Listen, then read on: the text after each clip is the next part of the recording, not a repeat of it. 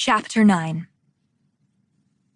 Michael Berman had a big brown mole in the middle of his cheek, but behaved like someone who didn't. Franny didn't realize how intently she had been staring at it until he got up to use the restroom, and she couldn't recall what the rest of his face looked like.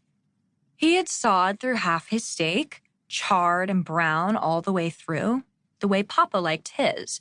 According to Mama, he once ordered steak tartare well done, while Franny had already finished hers, plus the baked potato and dinner rolls, folded and refolded her napkin on the lap of her new pink dress that supposedly put some color in her cheeks.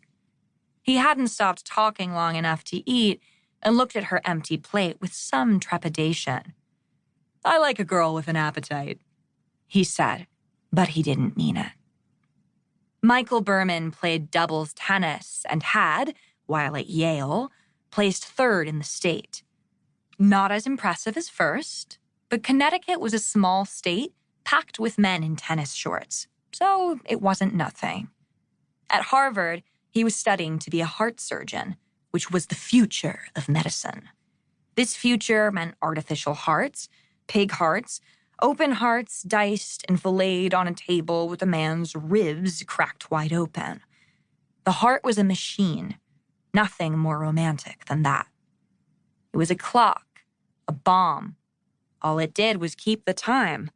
None of this nonsense about feelings. Those lived in the brain. So the heart could be fixed with a steady hand and the right tools. Michael was going to save lives, but he couldn't take all the credit, as he would be standing on the shoulders of giants.